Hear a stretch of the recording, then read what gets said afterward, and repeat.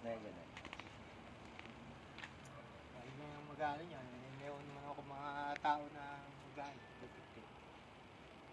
Ano ba, may require mo ba kanya palitada niyo? O kasi nasa ano yan. Kukuhain na lang namin sa 3/4 ang palitada niyo. Nilulutan ko siya ng medya. Para halos ano na siya sa ano. Hindi malalim yung naka-outlet. Kaya kung uno, nilulutan ko siya ng 3/4. Hindi mo lang masyadong ano. Ano yun? Babasihin namin yung panay. Kung kami sa manipis at mahirap pa kapal. Lalo na importante yun, lalo na sa mga Kaya ako inaano dyan sabi ko. Kunti ko. Centralize na lang natin mga electrical. para sure na yun. Pero dapat yung ano, Yung dito ganyan. ang foreman nito. Ano? At saka yung ano. Schedule lang. Ang mangyayari niyan, yung elevation na lang ng bahay ang susukatin mo, tsaka kung ilang tubo ang ano. Oo, yun ang mangyayari nga. Bakit? Anong nangyari dyan? Walang Wala plano pong ang planong ano. plumbing. Daming. Oh, Mga dulot-dulo lang ang ginagawa, ganyan oh. talaga? Dapat kasi may ganito yan eh. Tulad ditong electrical. Kaya, meron Ah. ito. Mga Kung ilang piraso, saka schedule yan. na yan kung gaano karami. Anong uri ng ano, ng tubo. Kung yan pa ay 2x2, 1x1. Wala silang ano? Wala. Eh, hindi ko naman na-check yan eh kasi basta na nagawa nila. Ano lang nila, yung common naman na to, alam na ng mga tubero to kung paano kinakabit Paano yung kakabit yan? nasa instruction naman ng Nasa bibili instruction nga naman niya. bibili. Naroon naman yan dun. Oh, Alam mo naman. sira kung ulo sukat din yung ilalim nagawa siguro, niyan, ano? Yung abang. Piling-pili pa naman ako ng ano. Dapat nakadito Ito yung- yan dito, halimbawa kung ilan ang Yung engineer dyan. Pero pinapagawa lang naman daw niya yan iwasan eh. hindi sila nga ano, Hindi siyang ano niya na eh. Pinaguhit din lang. Oo. nagpipil lang. Pinagawa din lang yan. Hindi na to kailangan gawin eh. Oh. Pag binili mo yung Eh, pag accessories, tinatanong ganyan na kasi itsura siya, eh, katulad ngayon, Nakakabit mo rin lang.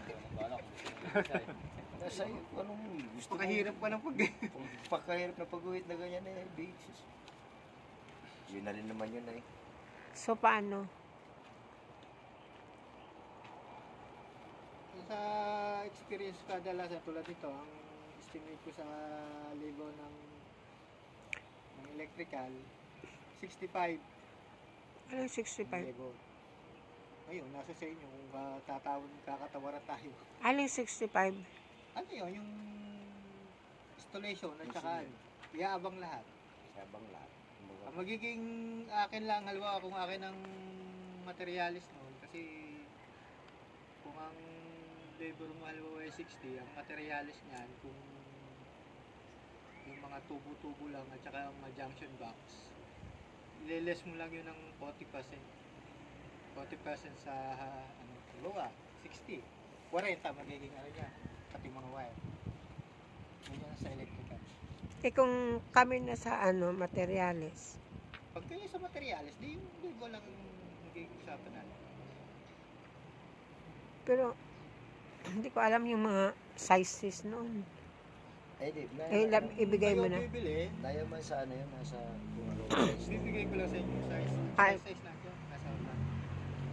Kung ano yung wire na kaya. Sila di pati magkakabit eh, kung saan nilalagay yun. Eh, pag Kasi nilagay ito, ang electrical kasi, sumasabay lang yan. Halimbawa, kung magbubuhos. Ah, yun ang ano yan. Isang nakahan dyan. Ah, Tsaka ah. tulad nito, bago magano, yaabang na dyan yung sandalan yung saksakan, yung ano. Yan, yan.